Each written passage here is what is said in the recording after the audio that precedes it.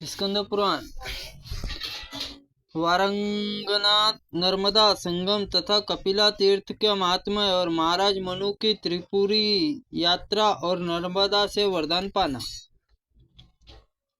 मार्कंड जी कहते, राजन, व्यास तीर्थ के अतिरिक्त एक दूसरा परम पुण्य तीर्थ है जो सब पापों का नाश करने वाला है। वहाँ अश्वमेध यज्ञ प्रकट वरंगना नदी बहती है। वहाँ नर्मदा वरंगना के संगम में स्नान करने से अश्वमेध यज्ञ का फल मिलता है। स्त्री हो या पुरुष, वहाँ सभी स्नान करने से रोग मुक्त हो जाते हैं।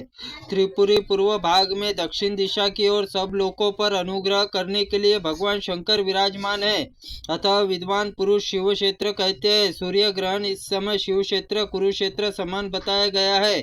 कुरुक्षेत्र में 85 तीर्थ है। वहाँ उतने ही है जितने क्षेत्र में देवेश्वर, महासुदन, मधुसूदन, उत्पलवर्त नाम से निवास करते। इन सहस्त्र मस्तक भगवान श्री हरि महादेव जी तीसरी नर्मदा नदी है। इन तीनों क्षेत्र के परम आराध्य देवता राजन, इंद्र आदि देवता नर्मदा नदी के महिमा का क्या वर्णन कर सकते हैं। वहाँ स्नान करने से मनुष्य फिर इस संसार में जन्म नहीं लेता।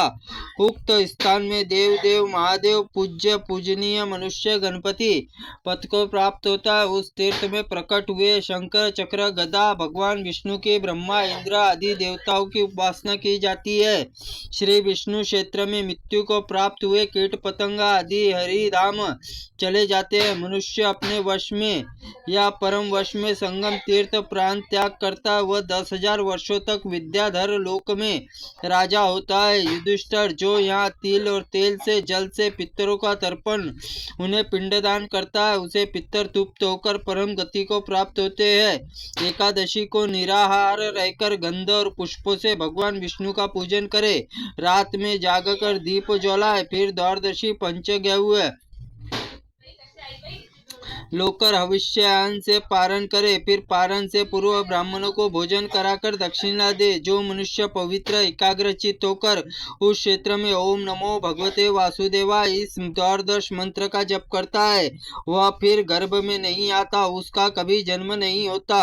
वह अपने अनेक जन्मों के भयंकर पापों से उसी को प्रभाव से तत्काल भस्म कर देता है, जैसे आग रुई के ढेर में सूखे हुए काठ को जला देती है। पूर्व काल में महादेव जी संपूर्ण लोकों का अनुग्रह, समस्त लोकों के देवताओं के हित के लिए पवित्र जल से भंवर अवतार लिया था। उस स्थान पे भगवान शिव 28 स्वयं शंभु लिंग, उनके नाम इस प्रकार है: स्थानेश्वर महादेव, शूलपाणी, सप्तश्वर, कल्पेश्वर, हिरण्यगर्भ, जातवेद, प्राजापत्य और सिद्धनाथ, शंकर, शशांक नायक, अनुकेश, स्कंद, अश्विनी, तेजस, ब्रह्मेश्वर, अग्निगर्भ, श्रीकंठ, उमापति, नीलकंठ, खट्टवांग, महाकाल, घंटेश्वर, घटेश्वर, त्रिलोकेश्वर, त्रिंबक, देवदेव, महेश्वर, अनग और कामदेव, ये तथा बहुत से लिंग तथा महाभाग युधिष्ठिर। तदनंतर नर्मदा के उत्तम तट पर उत्तम कपिला तीर्थ के सब पापों को हरने वाले पुरुष या स्त्रियां उनमें जितेंद्रिय होकर तीर्थ में स्नान करने के पश्चात देवता पितरों को तर्पण करते हैं या तीनों ऋणों से मुक्त हो जाते हैं। उस तीर्थ में ब्राह्मणों को भोजन कराकर मनुष्य परम गति को प्राप्त होता है। उसके बाद नर्मदा उत्तर तट पर त्रिपुरी नामक विख्यात उत्तम तीर्थ है, जो तीनों लोकों में प्रसिद्ध है। भारत में 1.25 लाख तीर्थों का निवास है। उस तीर्थ में 108 स्वयं शंभु शिवलिंग स्थापित है। वहाँ स्थान त्रिशूलधारी देवादिदेव महादेव त्रिपुर को मार गिराया था। यहाँ देव महादेव जी के नाम से कीर्तन, नर्मदा जल द्वारा स्नान पूजन करने से ब्रह्म हत्या नष्ट हो जाती है।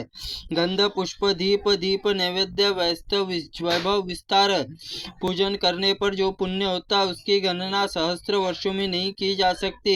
भगवान शिव उद्देश्य से जब दान किया जाता है तब उस दानों को असंख्य हो जाता है। राजन, वे मनुष्य धन्य है जो त्रिपुरी स्नान करके महादेव जी का दर्शन करते हैं। जो मानव त्रिपुरी निवास करता है वह साक्षात कैलाश का निवास पाता है।